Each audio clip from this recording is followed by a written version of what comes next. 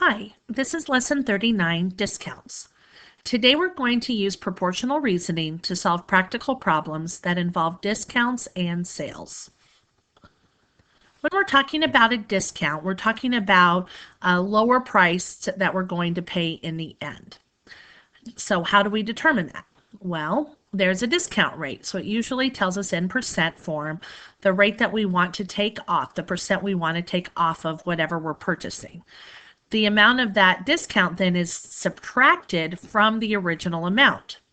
And then the sales price or the discount price is the final cost of an item after we subtract the discount from the original price. So maybe if you've gone out shopping or something, you've seen items that were maybe like 25% off or even a great deal, 50% off.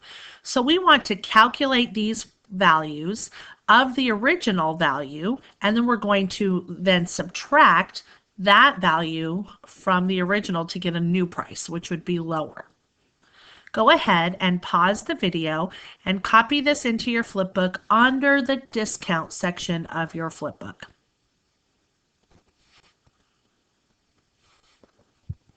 Okay, let's do an example now. Brett bought a hat that was marked 40% off. If the original price was $12, what was the sales price of the hat? Okay, so what do we know? We know that it was 40% off, so we're going to take 40% off the original amount. The original price was $12, and we want to know what the sales price is, the new price that we're going to pay. All right, since this is a proportion, we want to set it up, and we're going to do part to whole because we're looking for part of a value from the whole value, and we're going to have that as a percent out of 100. Okay, since we're talking about the discount, we're going to do the discount. So this part is going to be what the discount is in terms of money and what the whole value will be. In this case, what the original price is and the percent that it's taken off out of 100. So let's set it up. Let's set up the information that we know. Okay, we know that the whole price is $12. We also know that it's 40% off, so that goes in our percent column, and 100%, because percent is always out of 100. And we don't know how much is that we're going to take off, how much the discount is going to be. So we're going to go ahead and multiply our opposite values. So 12 times 40, we're going to multiply 12 times our 40%, and we're going to then have 100 times x, which means we will divide that 100 by this value. So using your calculator, I'd like for you to go ahead and calculate what 12 times 40 is. And when I did it, I got that it's $480. But I need to divide that now by 100. So divide it by 100, and x is going to be equal to, it says 4.8, but since we're talking about money, we need to have two numbers after the decimal for money, so we need to put a 0 there. So it was $4.88 or $4.80. Now, this is how much our discount was. However, it said, what is the sales price? That's going to be the new price that we want to pay. So we're going to take our whole price and we're going to subtract the discount from it. So we're going to take $12 and we're going to subtract from it $4.80, and we're going to get our new price. And so in this case, $12 minus the $4.80 is going to be $7.20. So this will be the price of our new hat that we're going to pay. Again, when we did this, we found that the sales tax, or I'm sorry, the discount rate that we were using is $4.80, but we wanted to find what the new price is. So we want to subtract that price.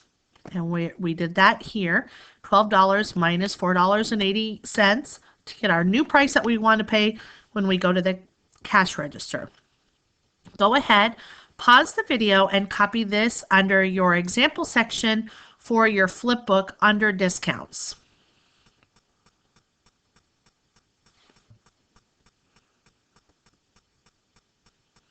All right, let's look at another example. Do this along with me. William bought a new pair of shorts at the store when they were having a 50% off sale. If the regular price of the pair of shorts was $30, how much did William pay with the discount? All right, so what do we know? We know that there's a 50% off. That's our discount rate. We know that the shorts were $30. We want to know how much he will pay with his discount. So since this is a proportion, we're going to set it up because the part of the whole, whenever we're looking for a part of something, we will always use proportions. So the part of the whole in this case, out of percent of 100, since we're doing discount, our part is the discount money. How much money are we going to take off the price given our percent? So how are we going to set it up? Use the information. If you said that we would set it up with X over 30, because that's the price of our shorts, the total price, over 51 over 100, that would be great. All right, let's calculate now. When we calculate, we're going to cross multiply, and then we're going to divide by the leftover value. Okay, so when we did that, what was our X value? Let's see, this is what we multiplied, and then we divided, and the value that we got then was $15. Is that what we're looking for? Again, that value is just simply telling us how much we are taking off for the discount, but it does not tell us our final price. Our final price is when we subtract the amount because it's on sale. So our price is always going to be less than it was to begin with. That's what a sales price does. So if we subtract the two, subtract the $30 and the $15, then we are going to get that the value is $15. And then that, everybody, would be our final price that we're going to pay. Okay, let's look at another example. Here we have a $250 leather jacket, and it's on sale for 20% off. How much is the discount for the jacket? What do we know? We know that it's $250. We know that it's on sale for 20% off. And we want to know the discount. This time it's just asking for the discount, not what the final price is. All right, so how would we set it up? What proportion are we using? If you said discount over price equals percent out of 100, you are right. Go ahead and set it up the way we would using the information given in our problem.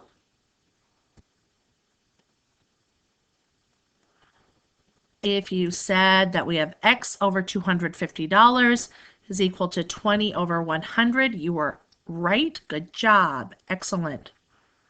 Again, we're going to multiply opposite values and then divide by the opposite.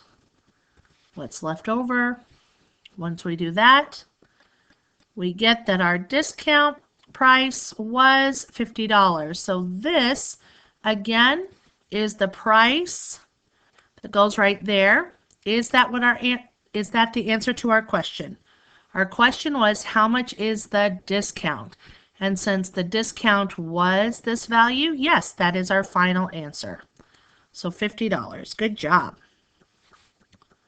In our last example, we have a sale going on at the Jean Junction, where they are selling jeans at 15% off the regular price. If the regular price is $25 per pair, what will the sales price be? All right, let's identify what we know. We know it's going to be 15% off. We know that the regular price, the whole price, is $25. We want to know the sales price. So that's our new price that we're going to pay when we go to checkout. All right, so set up your original proportion. In this case, discount over price equals percent out of 100. Fill in the missing parts. X over 25, because we don't know how much we're taking off. 25 is our whole value, and it's going to be 15% out of 100. Once we cross multiply, and then we divide by our leftover value, what do we have? We have that, oh goodness, sorry. We have, I apologize. We have that. It is $3.75. So is this, that's what that value is. Is that the answer to our question? Our question says, what is the sale price? And remember, this was the discount price, not the sale price. The sales price is how much will it be after we take off the discount. So we're going to subtract the two from each other, the original price minus the discount. And when we're done, we would get that the final price, $25 minus the $3.75 discount, would be $21.25. That's the final price for our pants. Excellent. All right. So tonight for your homework, I want you to copy the problem for these two into your notebook, show all of your work, and we will talk about it when I see you. Good luck. Talk to you next time.